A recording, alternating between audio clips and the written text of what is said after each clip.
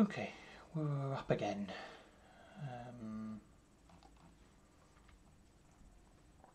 I thought today we could do a little bit of a review um, because it's roughly a month since I started streaming this write a little interpreter thing. So I went ahead, and I don't even be able to see that. Oh, can you change the? No. The one of the things I need to do is streaming on YouTube has a little lag, and maybe one of the settings I could change it so I can see what's going on. So when I look at YouTube, it tells me, well, it showed me what's happening about 10 seconds, 20 seconds ago. I may up that a little bit. I think there's some options. I should look at that. Let's figure that out. Write that down so I don't forget. 'Cause, you know, it's forgetting stuff.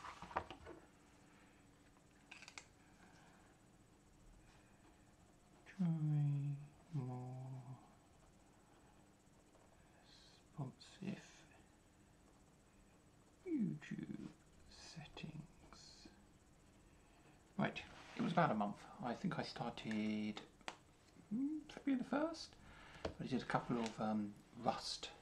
I attempted to start the project in Rust. That was kind of a mistake.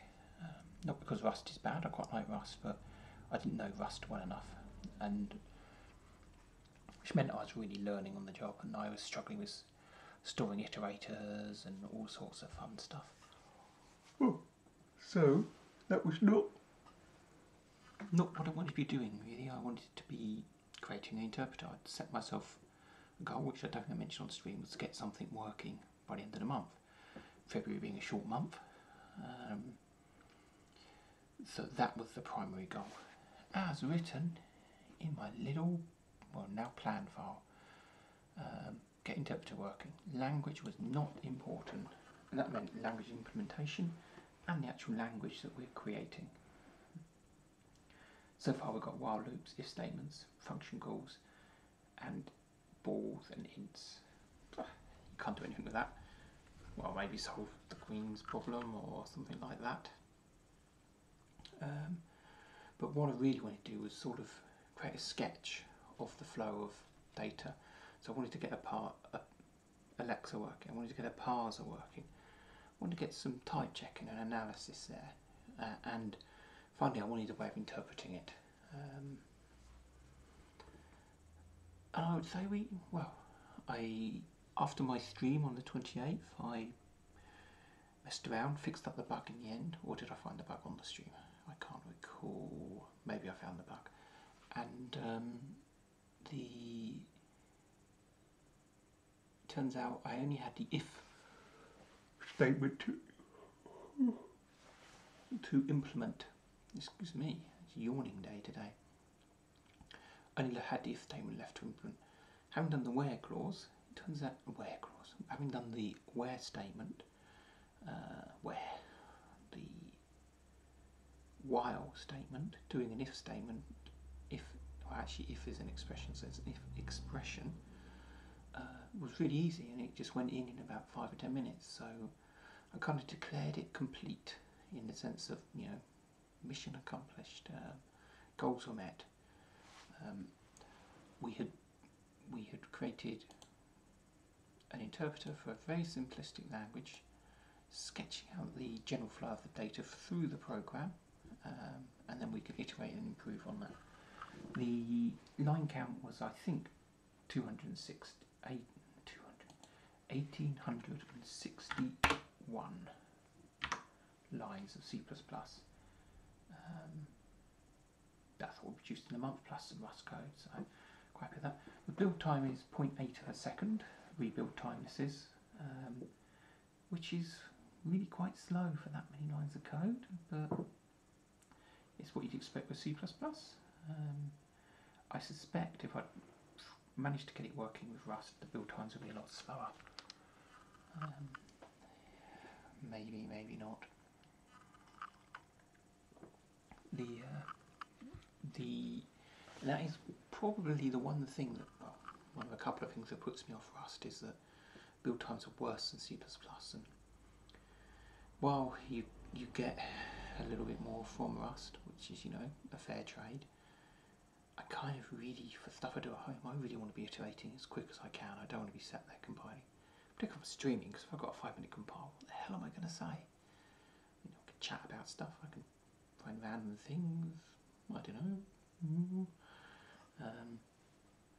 But overall, you know, I'd like to keep the build times low on the project. If we ever get up high, you know, 5 or 10 seconds, I'd certainly deem 10-second rebuild too long. 10-second incremental build, definitely too long for debug build. 10-second full rebuild is quite long. So I would start thinking about doing things about that. As you can see, I'm not super heavily into templates. I've kind of gone the route of using some hash defines when I have to. That home code doesn't matter at the moment. Code is quite buggy, but that's kind of the goal. I didn't want to sit there and try and make something super polished. I didn't want to get the perfect parser or Lexa or type checking down. I wanted to sketch it out, and you know, bugs are going to be there. I'm not worried. They will, you know, get fixed as we go along. The next thing I sort of thought about was a few streams back. I was debating whether or not to go the bytecode route. That means compile down the AST into a bytecode. Or whether to interpret the AST directly. So recursive thing. Turns out the bytecode was a lot less code than I thought. I recently just moved it into the interpreter.cpp file. We're talking, okay, you know, not insignificant, 600 lines. So a third of our current code base. That's including the compilation down. If we'd gone the interpreting ST route, we would have, I suspect, a third of that code, 200 lines maybe. But overall, I'm glad I went the bytecode route. It's good fun. I enjoyed coding it, even if I did get a few strange bugs. But hey, that's what you expect. I mean, this is really iteration of some of the other things. I put myself under a bit of time pressure. I wanted to be done by February 28th, and I was willing to cut anything. For instance, we dropped the int64. I probably made it, you know, the whole project could be defined as a series of bad decisions. You know, every single time I hit an algorithm to implement, I just bunged it in a vector. Job done. Linear search is terrible. Performance as code gets bigger, but it's working. So I'm not, you know, that was the goal. You know, every single one of those terrible performance things is a nice bit of enjoyable work in the future to make it better. I did try to keep every single bad decision contained. That way we can either iterate on it to improve it, or we can replace it totally, which is what we'll probably do with the stream learning and things like that. Well, it'll still be there, just we do it in a much better way using hash tables. Same with the symbol tables are currently a linear search, so yeah, that would be an ideal place for hash table as well. Looking up the name, going from the name of the variable to its symbol table information should be a hash table. And you know, I'm not worried. I'd rather progress on other things, and once we get to the point where we've got a language that we can write something in, like more than the factorial program, we should we can start to improve that, which should be good fun. Nothing there. I don't think I've written anything that is forcing us down a route that's inherently slow. Final little observation: streaming while coding is much slower than coding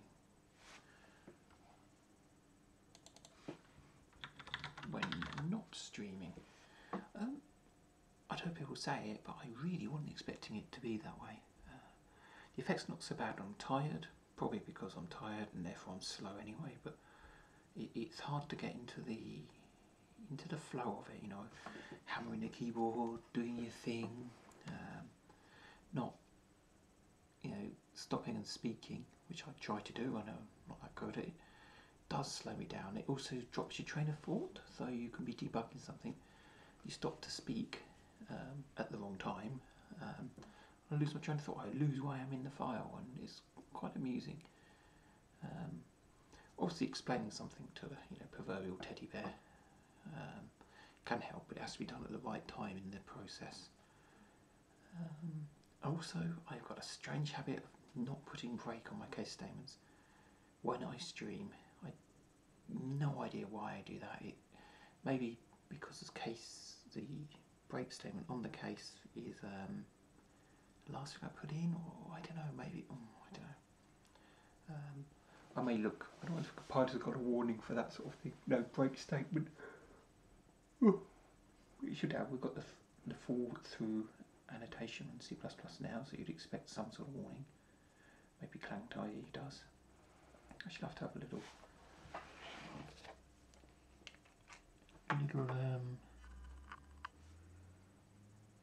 warning investigation.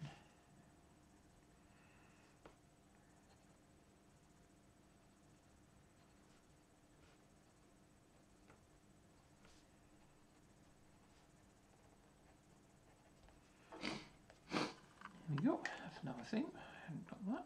And that pretty much sums up February. I quite enjoyed it. So, going back to the observation, while it is slower, it has meant that I stuck at the project. First of all, you don't tend to go off and browse the internet because that would be really boring, particularly if it's done on a separate screen. And I found myself coming to desktop coding. My previous attempts at writing an interpreter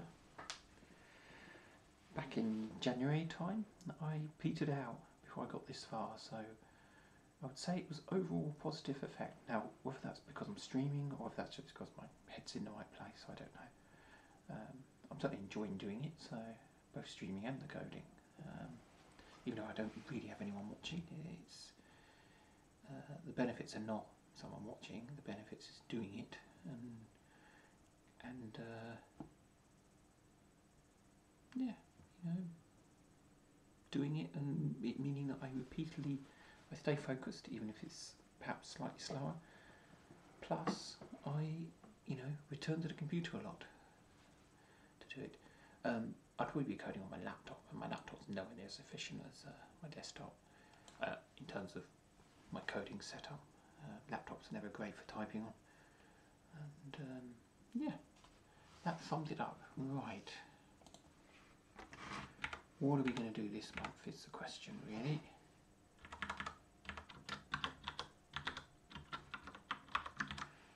Rather than showing off my typing skills, I've prepared some snippets. So, if I could find them and not open up off-screen stuff, sorry.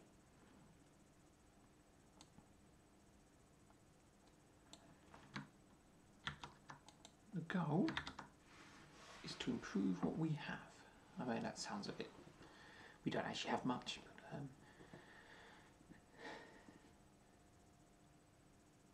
you could see we were getting bugs, and my concern was that we were fixing them, obviously, but we needed a little bit of testing. So I've got a choice. Another point, I can start writing a big program. If I had a big program, I'd just compile that. Job done, using many of the features. And we'd know if something was going wrong or not. So, there's a couple of constraints. One of the things is once you start improving stuff, it becomes a task unto itself, and you tend to get lost in it. Or improve this, I try and make it perfect. And I really want this project to be more about progress than perfection. So I put but don't get distracted by it. Limited time span, so get what we can and then move on to adding to the language. Pretty much what I just said, it's fine. and we were just talking a little bit about it. We're not profiling yet, so avoid any improvements that are optimizations. We don't have any code. What's the point of making the code fast if it's not actually doing anything yet? We don't have any code in the little language, I should say. So it doesn't matter whether it goes slow if we've got more than 1,000 lines to parse or 20 verbs to look up, because we've not even got those situations, and there really is no point profiling, or no point optimizing this yet. Yes, it's appealing. No, we're not there yet. It will be fun to do. I can't wait to try out the profiling button on here and see what it does. So, but that's not going to be March. Oh, I didn't. I always try to start my stream at the time. Time is 9:52 p.m. on Saturday night, UK time, and time zone, and whatever you want to call it. So, having put those two constraints down, what are we going to try and get done?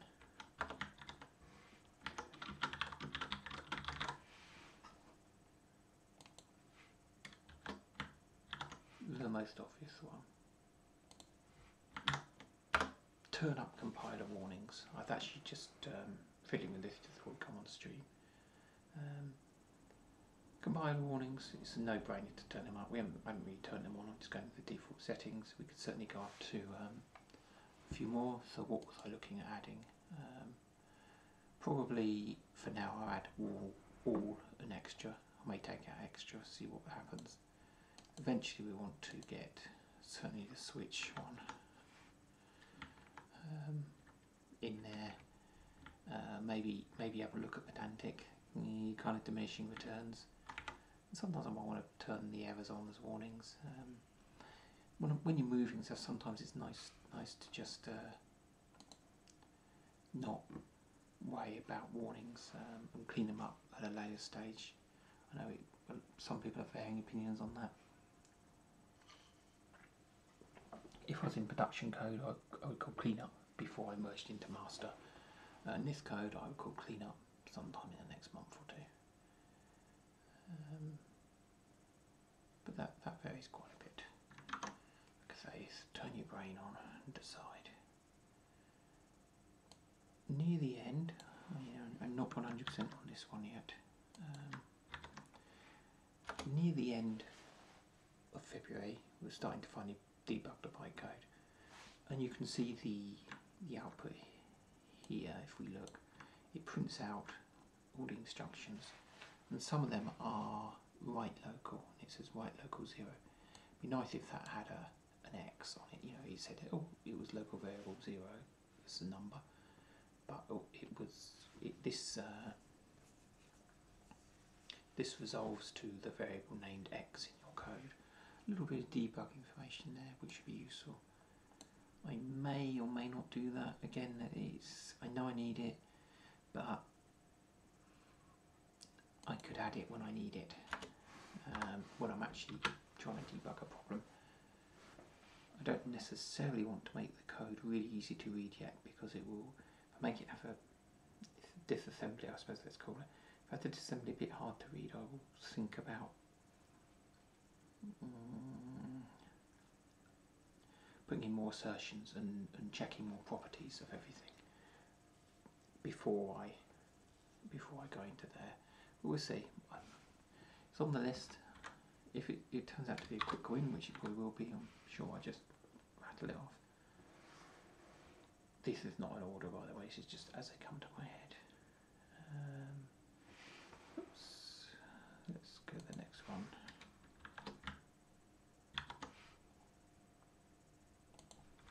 I love this one. Fix them in the current tidy suggestions. This is a bit like compiler warnings. We need to do runs on them, we need to give them low. I'd never want to ship a product where we've got warnings or current ID suggestions. Once we've decided a current ID suggestion is useful, we should apply it. Same with warnings on the compiler. If they're warnings and we say we want them printed out, then we should fix them. before shipping. We're not shipping this, so we'll resolve them as we want. Next up is some testing. We've not got any testing yet. I know lots and lots of people like unit testing. I'm a fan of unit testing. Yeah, I suppose I am in certain cases. But I in terms of interpreters, functional testing is much better. And a functional test, I mean, we run the whole program. So if we go to main.cpp, this is what I would call a functional test. We create some code, we parse it. Okay, we're printing, we don't need to print it. We do the analysis, we interpret it, then we print the result. Now, instead of printing the result, we check it against the result. But it's a functional test because it's checking out all our different little units of code. I mean, unit tests are weird anyway, I suppose, because what is a unit? What I think of a unit at the level I'm coding, someone else will think, oh, well, that's 15 different units, or someone else might think, well, the interpreter's a whole unit. So I'm going to call it functional, but you want to call it unit testing, I'm good with that. If you don't like my approach, I'm good with that as well. Next thing is, at least initially, we're not going to check the error cases, only because they currently abort or exit the program. So you know, if I want to be able to loop over them, I have to remove the aborts first. So this sort of testing will come before finally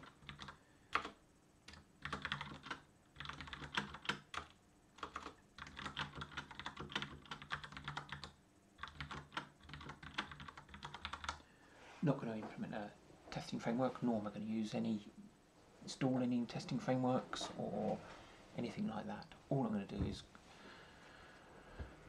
I'm going to make a function called run functional tests. Inside that test is going to be a whole series, it's going to be an array with each element being a structure which contains the source code and the expected result. And we're just going to write 50 of them just to exercise the code. That's going to be it. If I was going to install something, I would probably go for Catch 2, or I might look for something really lightweight. Catch 2 can be a little bit slow to compile, but that's probably my default one. I might try something else, but all I want to be able to do is run things, and you know, I don't want to get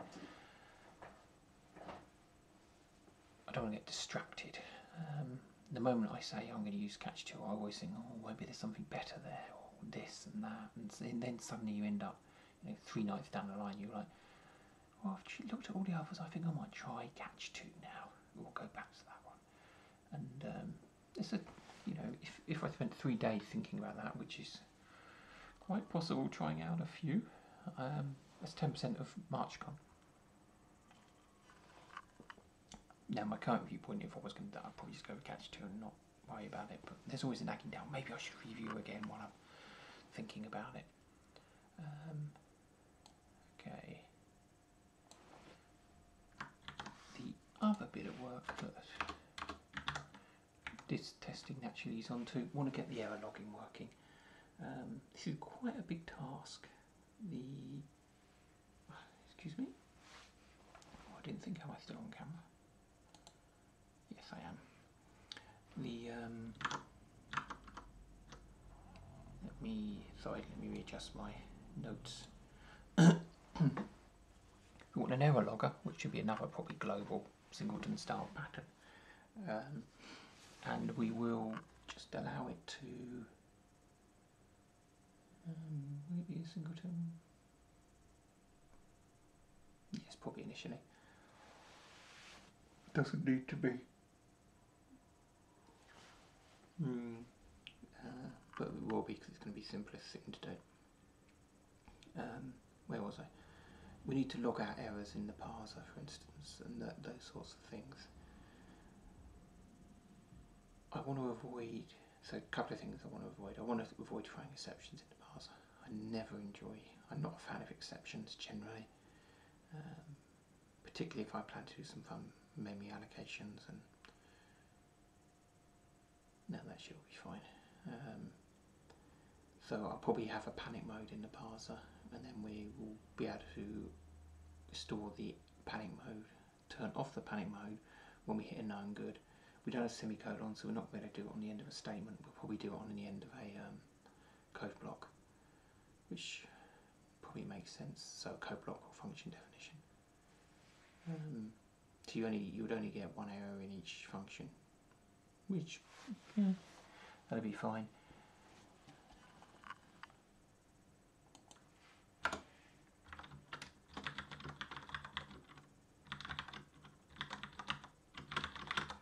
Let me write some tests for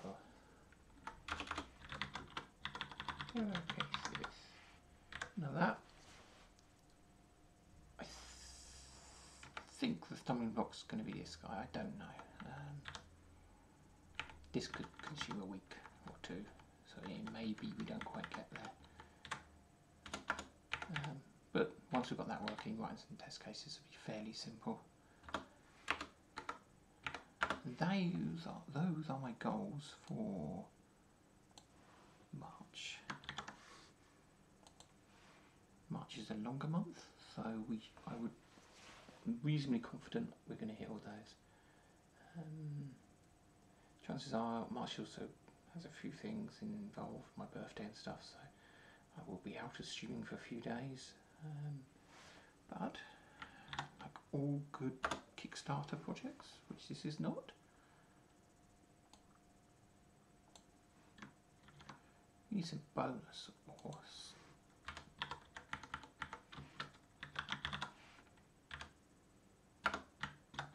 Do a run on the to-dos. Again, constrained by the fact we're not going to tackle the performance-based to-dos. But it's not mentioned there. I've got a lot of to-dos. Let's, the potential tidy ups. Let's improve them. That might get pulled in if I want to get a few easy wins, or I spot something in the flow and I'm just like, oh, I just fix that.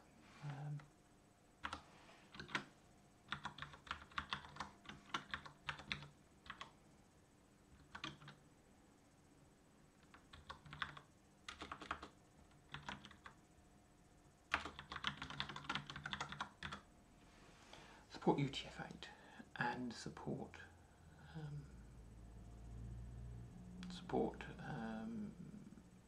a wider range of characters for variable names.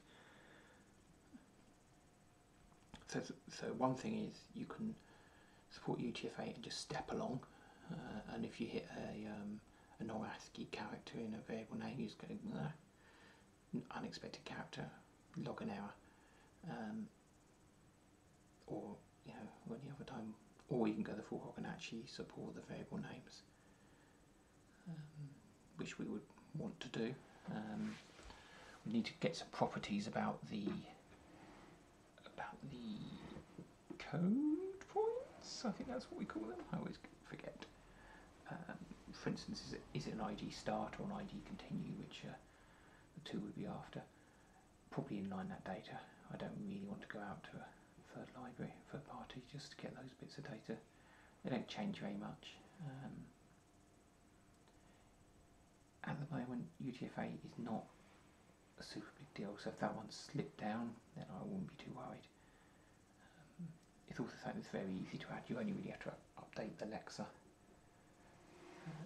Because surprisingly, we don't do much with strings once they're created. We compare them, which is why we internal all the strings and just do a integer comparison, which is fine. Now I've got some after that comments. This is more languagey, what we're going to do next in language. We're not, well, I'll be surprised we get to it in March, but support I64, which forces us to figure out the integer conversion for number literals. Then I think we'd be on a roll. F32s, F64s,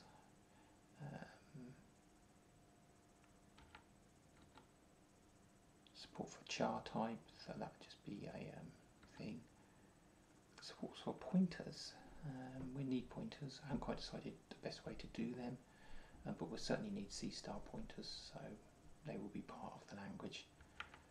Those are the things that will come first. Support for arrays. These will be fat. That is, they will carry their length around with them. So static arrays will have the length before them in the data section, and well, this is a current plan anyway. And stack-based, or well, eventually heap allocated, but stack-based arrays will have the length just before the start of their data. We won't know about it in that sense.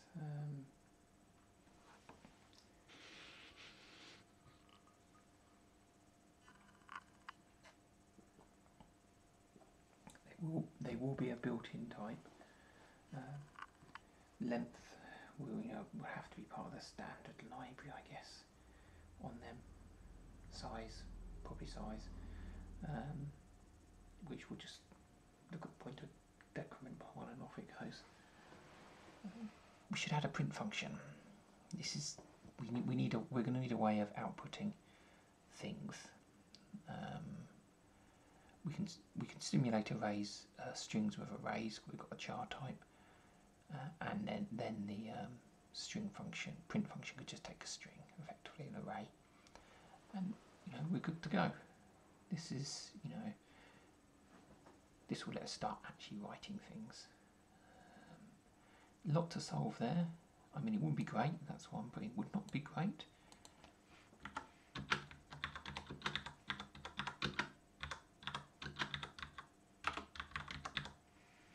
Us going. So yeah. Sorry, itchy leg. Just what you want when you're in the middle of a review. And yep. All is good. So this is where we're heading. They are not committing to any of this.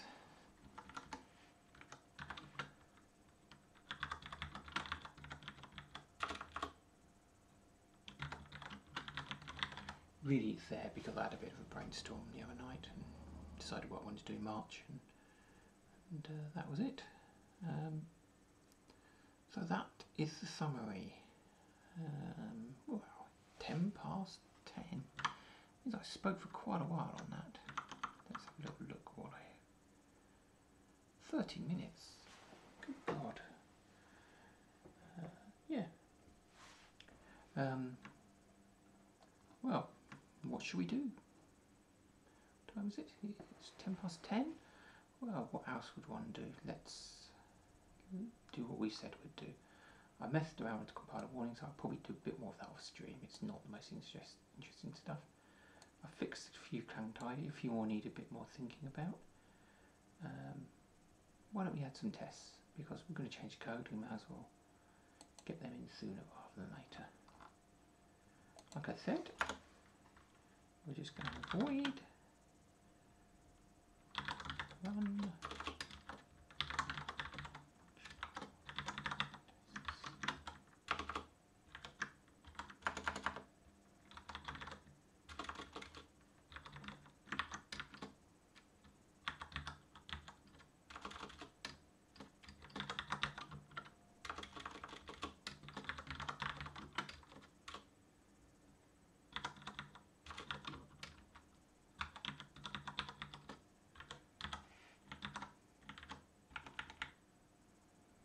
That is all the way up here. I've got all these twos here, so they may become a feature of the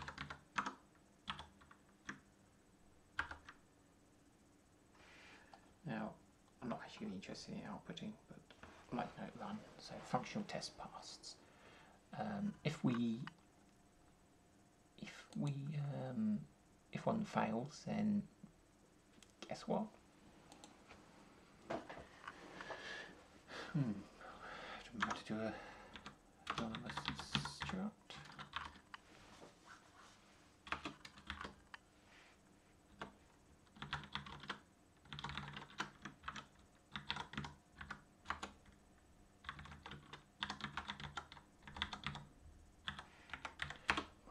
demons coming through there.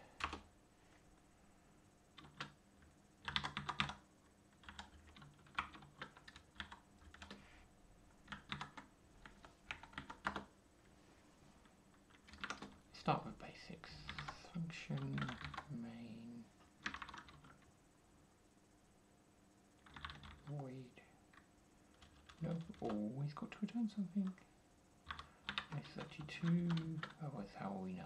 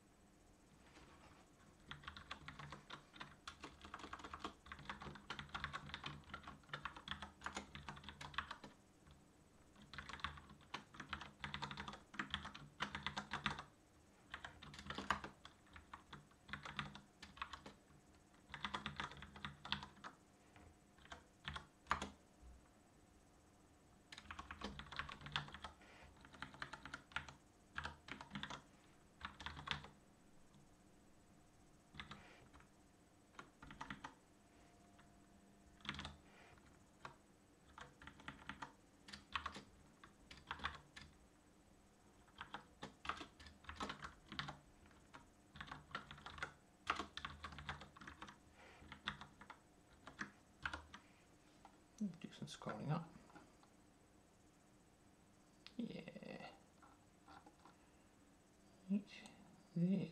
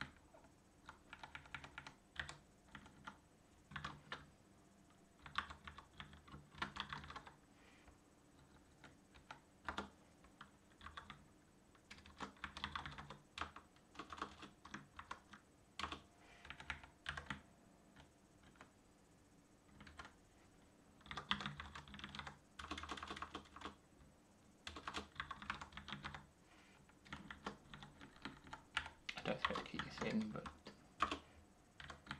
now let's just keep it like that. Let's default that to false, so I don't need to worry about it with tests.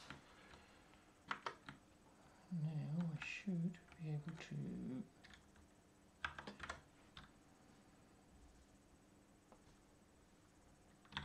run false.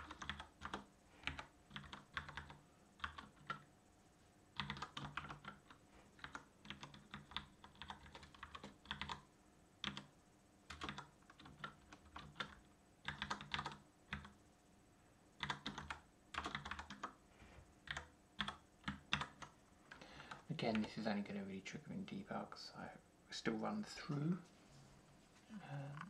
but we won't necessarily get the information we want in release because we won't have that assertion. Okay. No, we didn't assert, so awesome. Now becomes the boring part.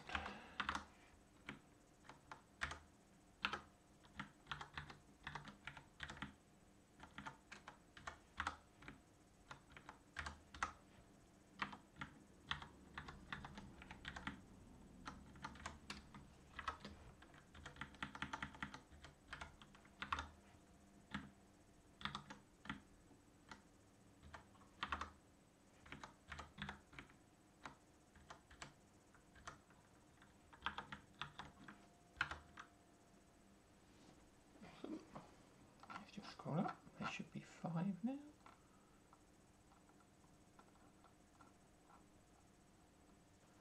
There it is.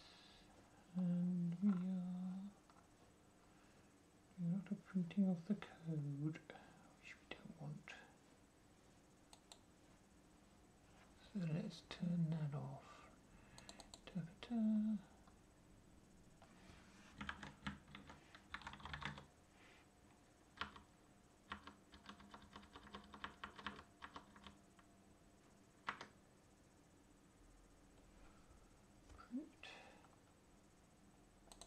Yep.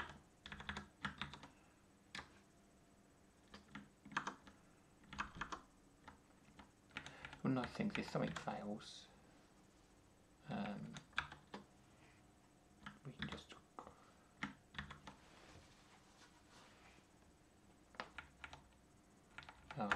let's do it right.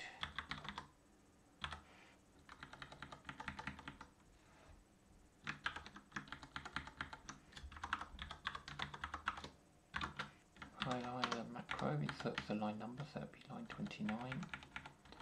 I'll put it into there, which means that I can direct the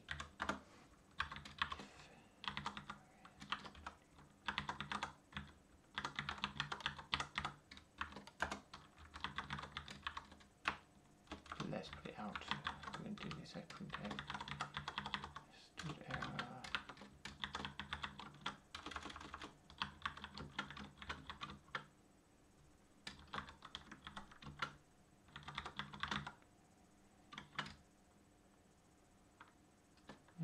What's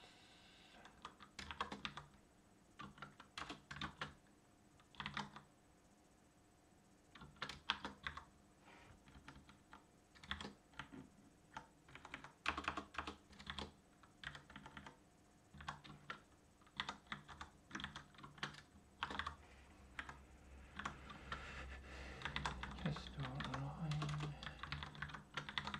start source.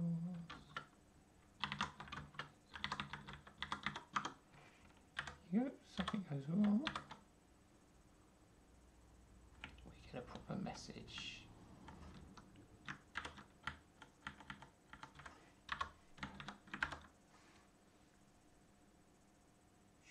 Session failed. And what else do we need? We need a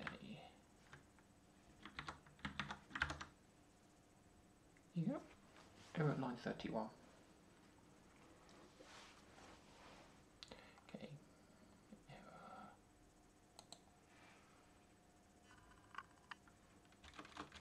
But we have line 31, so let's do that. But the key thing is we've got a little thing. Line 31 failed, so I can see that instantly failed. So if I want to run it through on debugger, I will just go comment those out, put a breakpoint there. Bang. If we can see test is the offending one. It's 39 as 19. Oh, made a mistake. And, which will let us, quickly track these things down, at least initially. It relies on you having fast build times and fast iteration times. Put that back, on that again. Hey, everything worked. But we've only got 3 tests now, so we can put those back in. Yeah.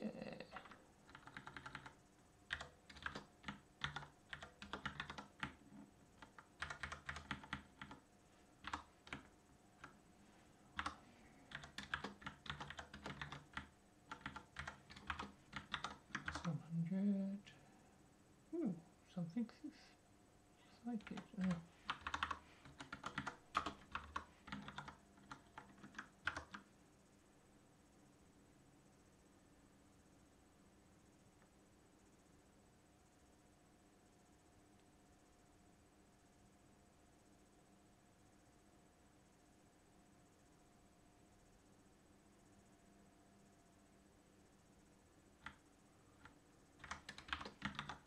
Took me a second.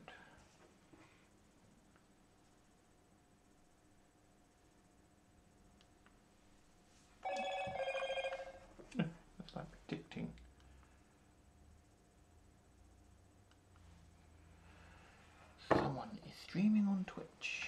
it's something I've been thinking about doing, of not to move to Twitch and then just do uploads to YouTube. I like YouTube because it's like a history of it all. Where Twitch, it all disappears in 30 days. I may end up doing that soon, or I may do some different types of streams there, maybe some game devy style streaming or something. I suppose one of the other little projects I've got on is, this isn't something I'm committed to, but what the hell, let's talk about it. I'm committed to this at the moment. Is I kind of, let me think about how to say it. For a long time I was a C++ programmer, but I originally started as a basic programmer, but professionally I started as a C programmer, and eventually moved to C++ and went through the whole, oh my god, Boost is amazing, to oh my god, Boost is over-engineered sometimes, and then sometimes Boost is really quite useful. But a few years back I was like, I think I read a book or something, and I got back into C, and not heavily, just playing with it. And I thought it was more, I was trying to work out what I missed from C++. It turns out you don't miss that much. If you're reasonably good at C, you get your approach to memory management right, so you don't need anything like RAII. So the right approach is to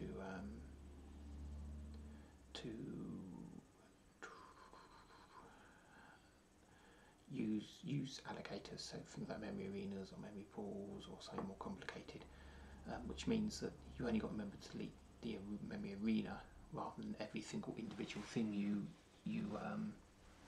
allocated. We will probably be using those here eventually. When you got that going, I missed function overloading a bit. I like the idea of doing size on anything.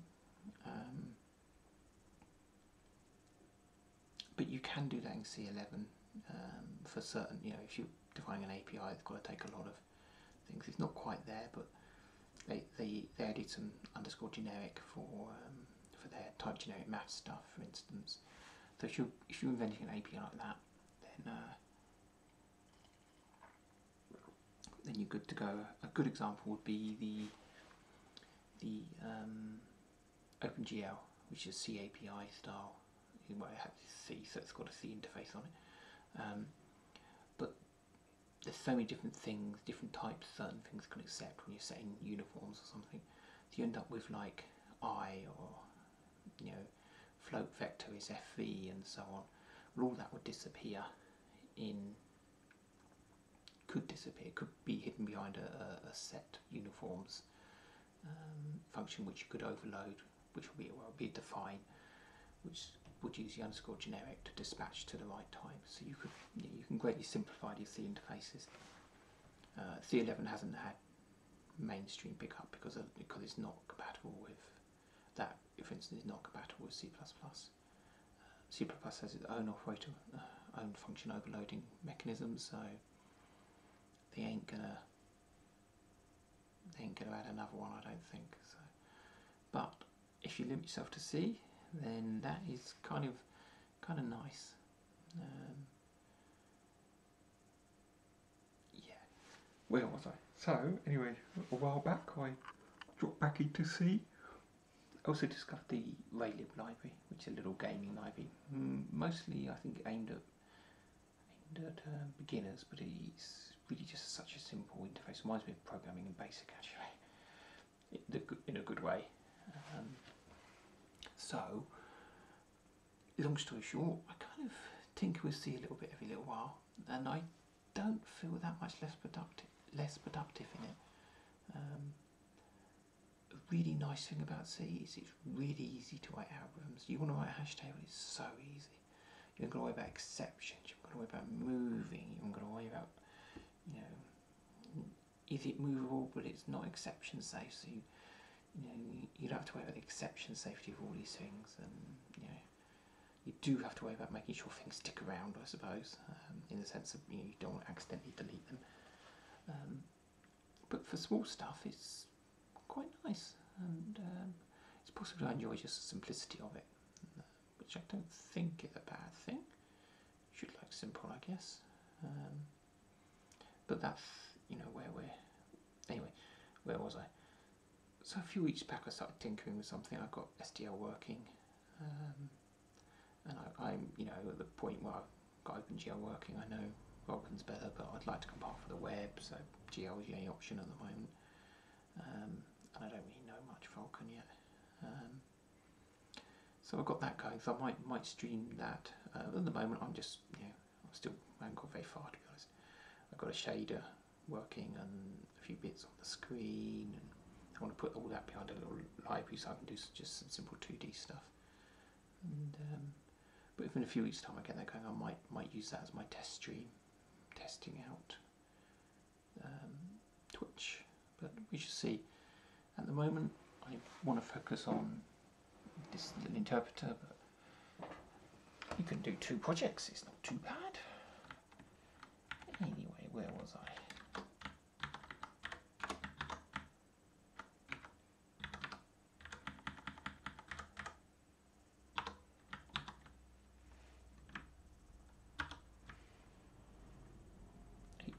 Awesome. Right.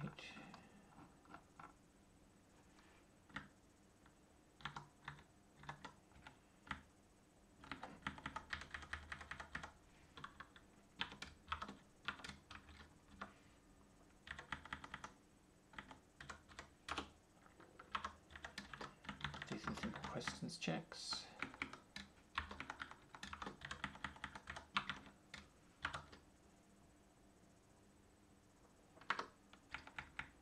Not the sort of thing you're going to get wrong, but you know.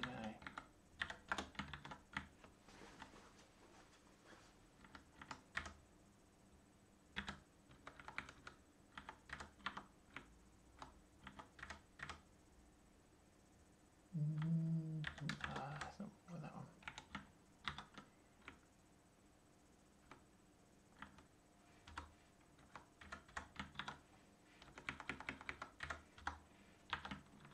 Make sure we're parsing it correctly.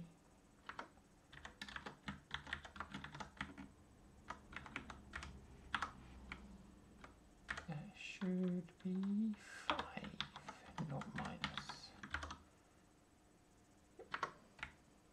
Okay. I'm getting that going.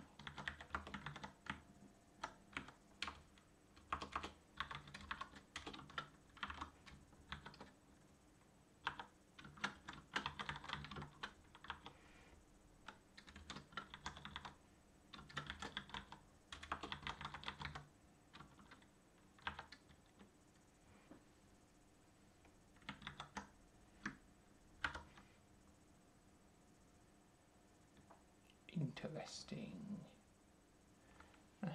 Yep.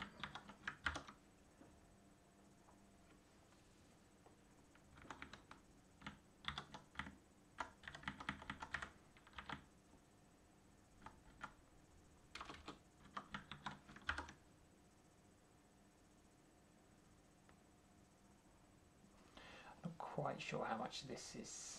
I mean, do I do the whole log of things like 3 greater than 2, change that to a ball 1. Not really convinced this is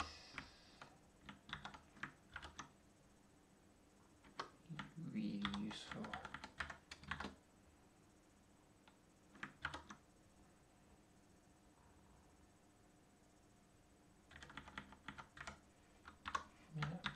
Yeah, it's not less than that.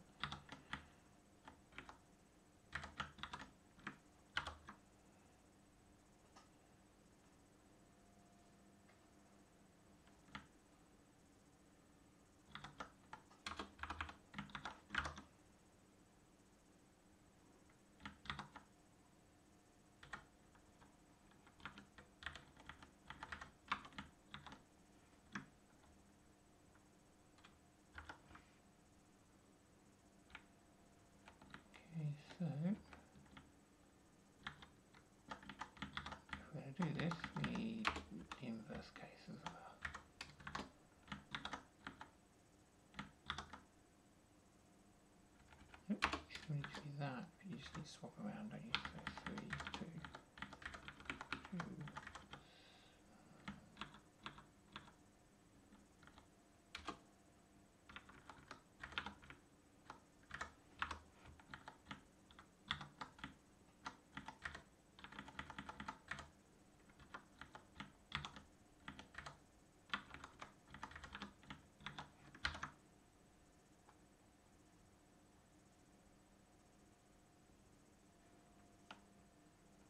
Did I do something wrong there?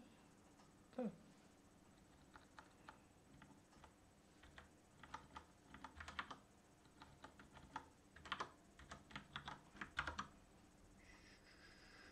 There you go.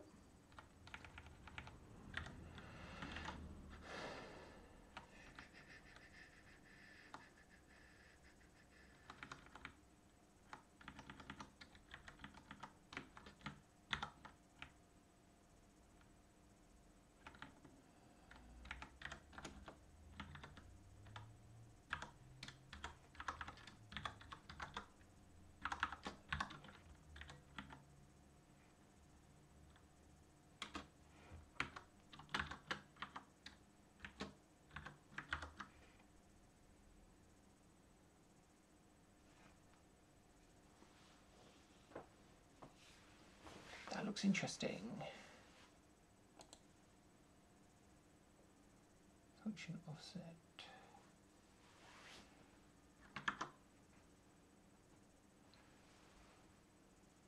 -1. This shouldn't even compile. Actually, it should because it's a new statement. That is a bit weird. It's like done, bang.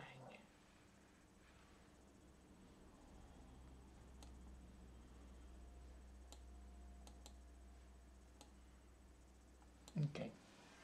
We may. We can argue about this not having semicolons.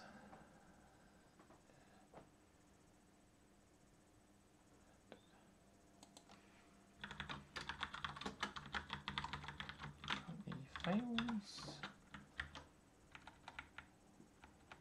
Take you out because we're taking you out somewhere else. Don't need you guys. Should not type check. This should be allowed.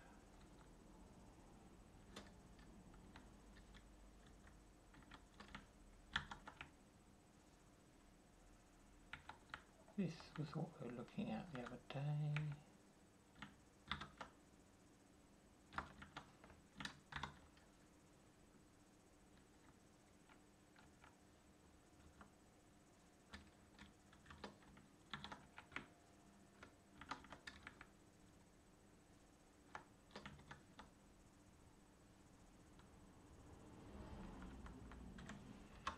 Something like this.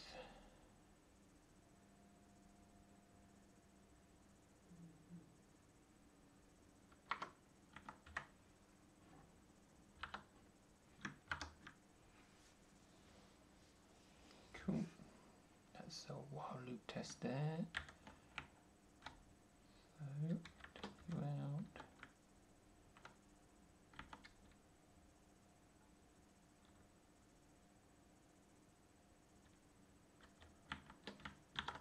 That looks like a good one as well.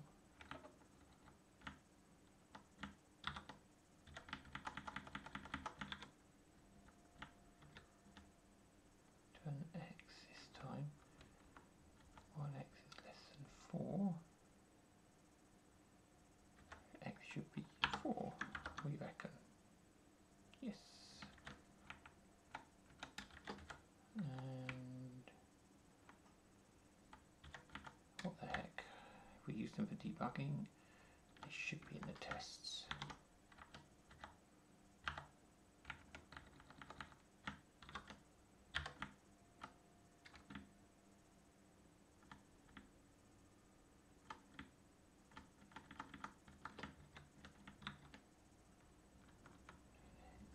X is equal to 2 if X greater than 5,000.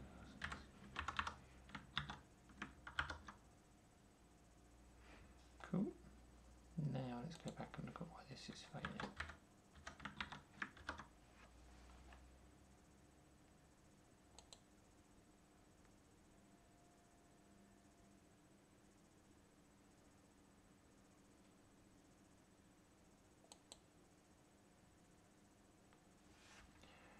because it thinks I've got a function call in there. Mm-hmm.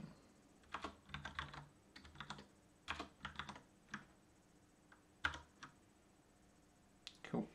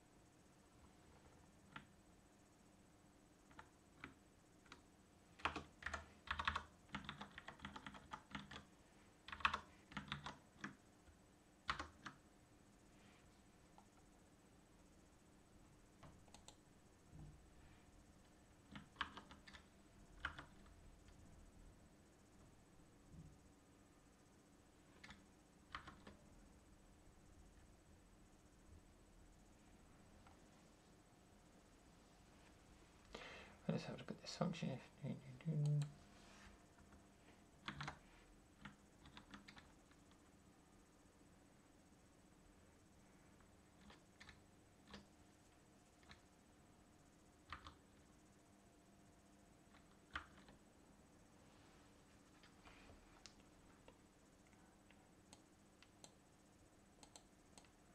Okay, cool. We have a bug, which I'm pleased about because we didn't. I'm worried. No.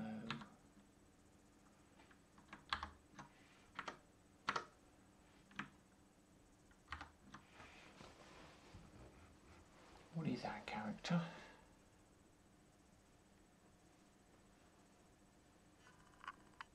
Where are we? In here. Interesting.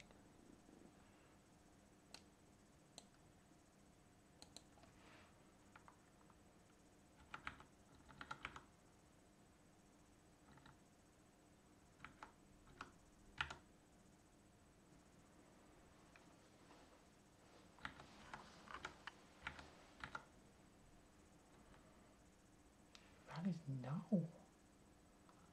Wow. Wonder why that's null. Okay, that makes sense. It's null.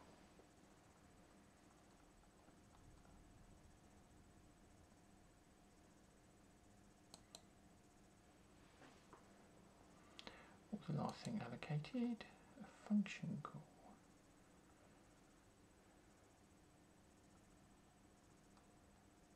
Identifier.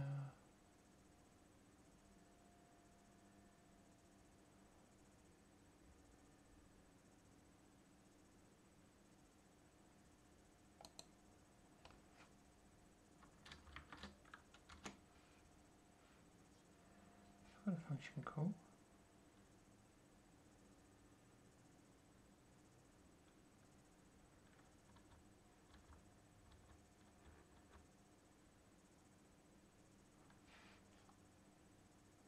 How did that happen?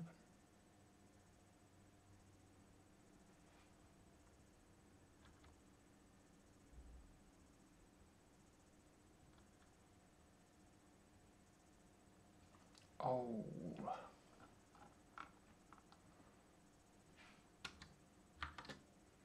Called itself again.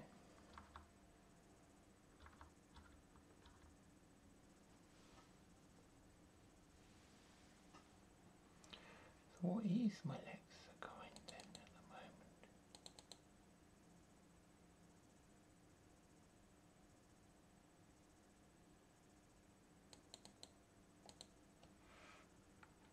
Is it R curly?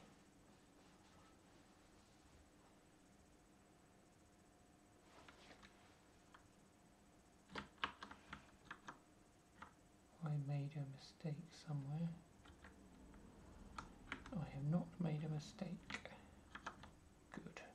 Well, I have made a mistake, obviously, because wouldn't be here otherwise, would we? Function call.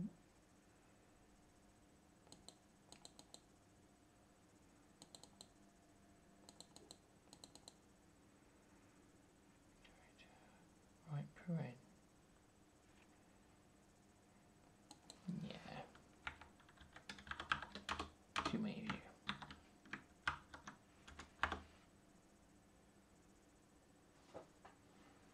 Cool. That means something went wrong in the bytecode now.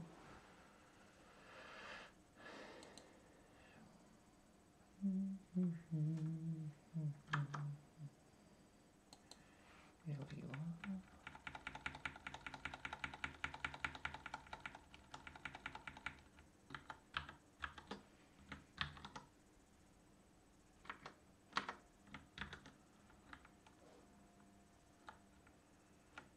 So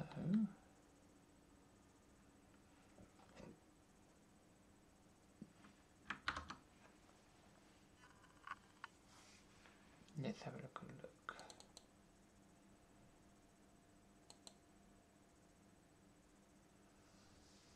Formal parameters is going to be null, isn't it?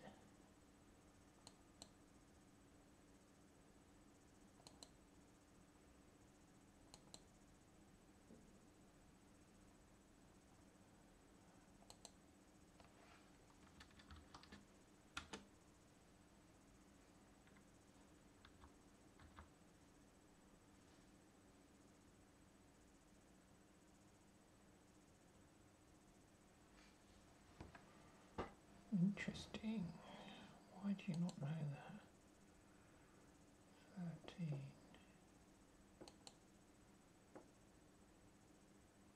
So that's null.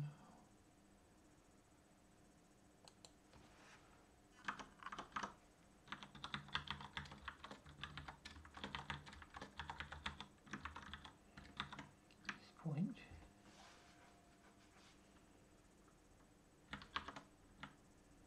Getting an angle.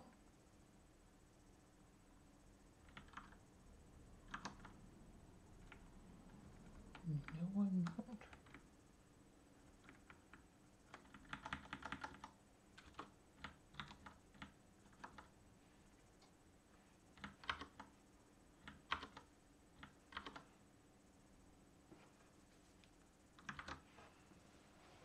So we've got a problem where the function foo is not appearing in a symbol table. Bang. Good.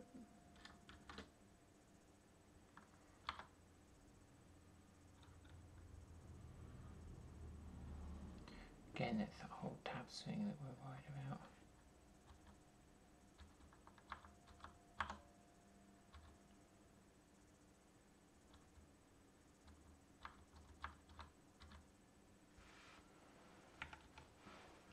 Right.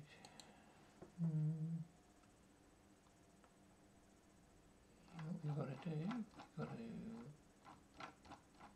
make sure it's being seen. So create symbol tables.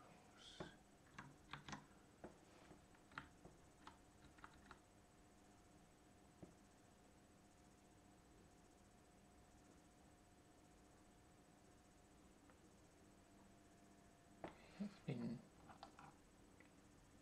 show for symbol tables.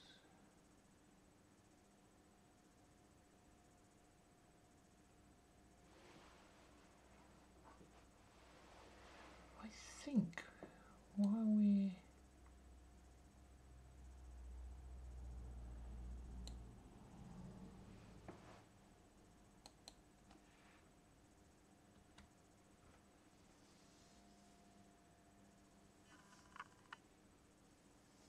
what I need to do is SYM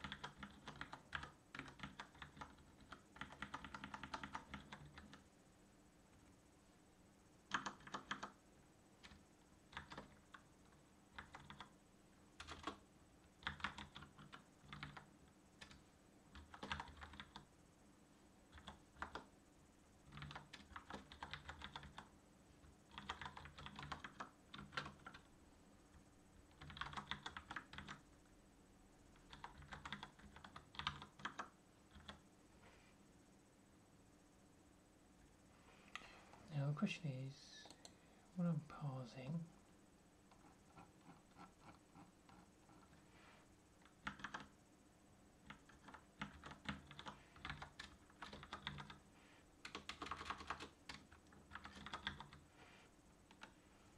do I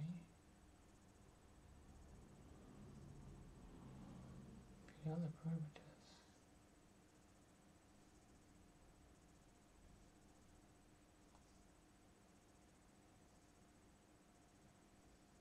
No. You do fill out the return type. You're on your own. Filling out the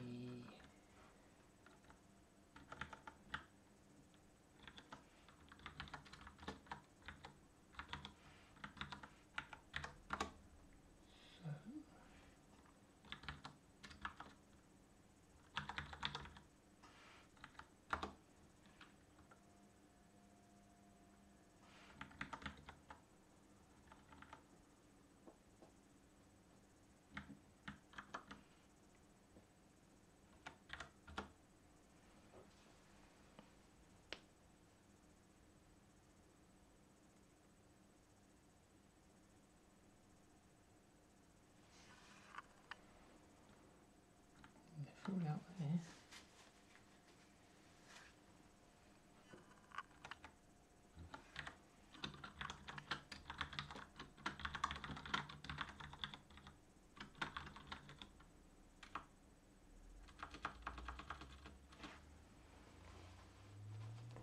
Turns out it's filled out because there's nowhere else to put it.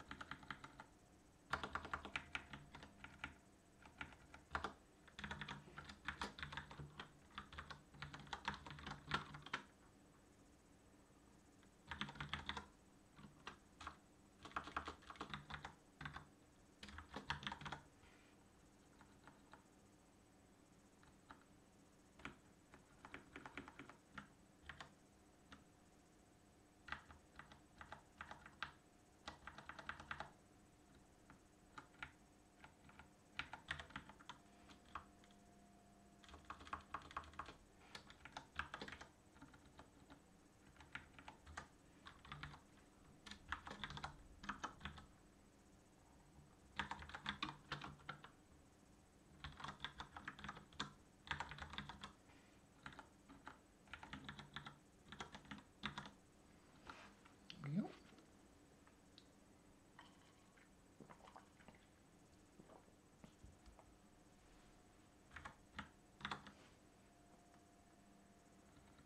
That is that. So let's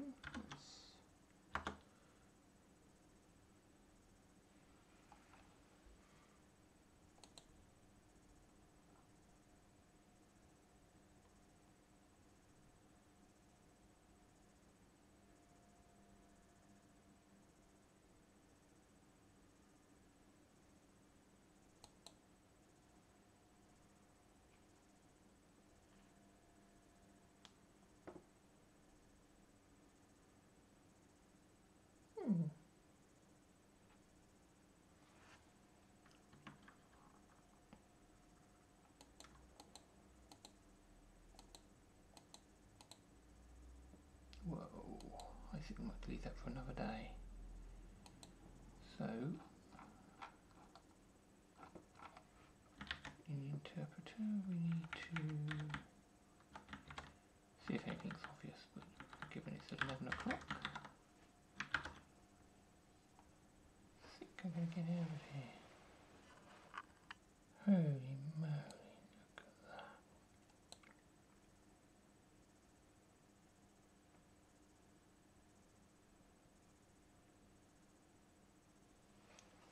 Oh, we've got a flashing problem.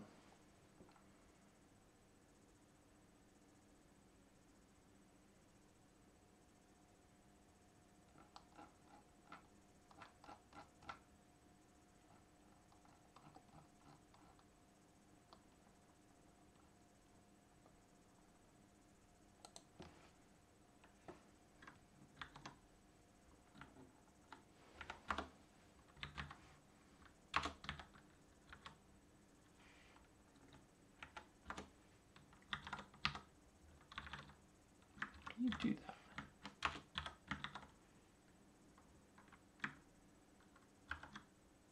Yes, you can. Yes, you can. No, you can't.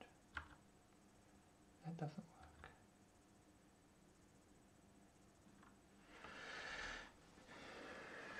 Right, let's have a look. Call function offset 6, ink stack 0, move FP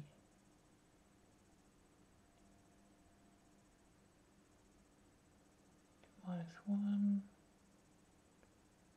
We don't appear to be supporting calls.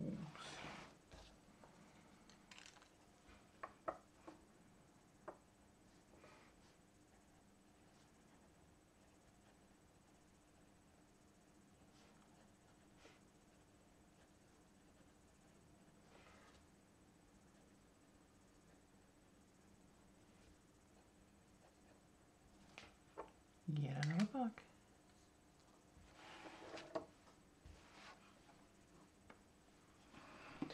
I wonder why that is. So,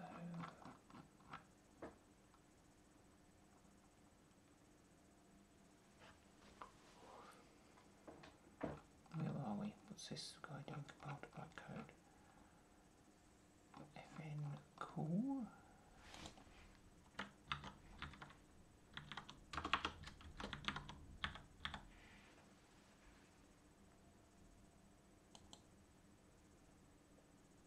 Yeah, we don't have as we haven't put a function call there.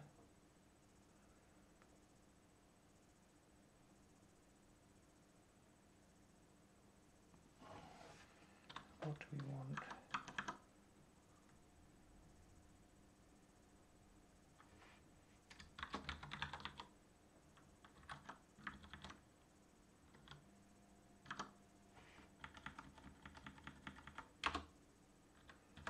Function.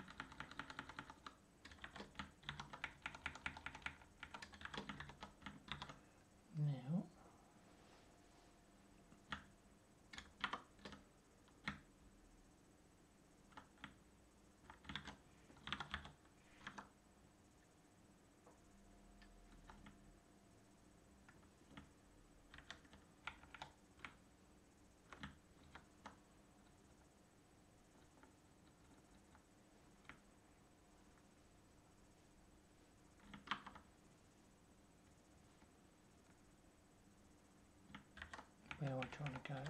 Window compile.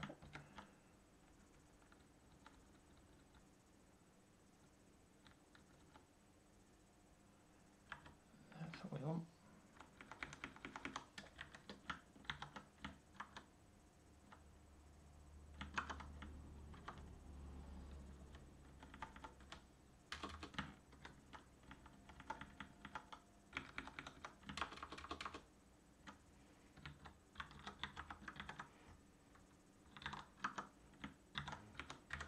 Not convinced this is going to solve all our problems, but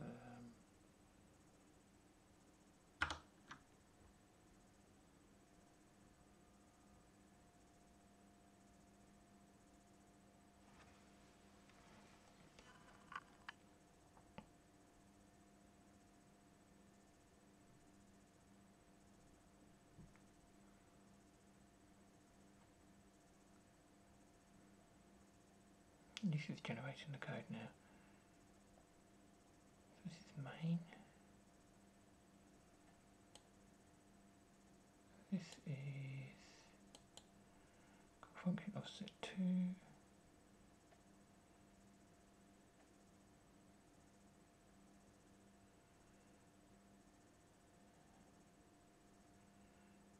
Code looks right, but we are spinning. Okay. As I've been going for a couple of hours, I think I'm going to call it a night. So let's just make a note here.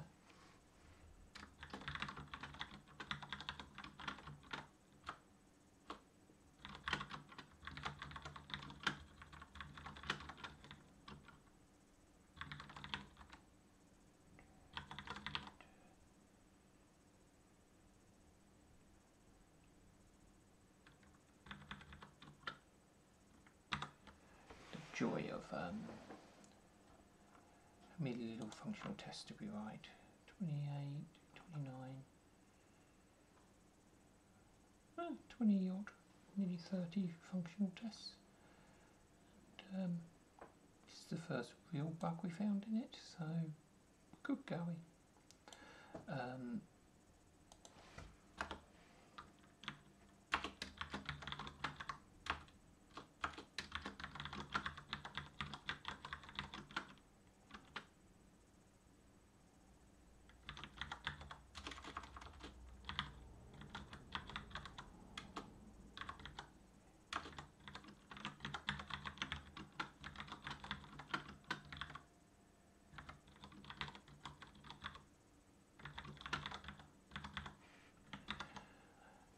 Some actual proper programs. Right, I'm going to call that a night and say good night. So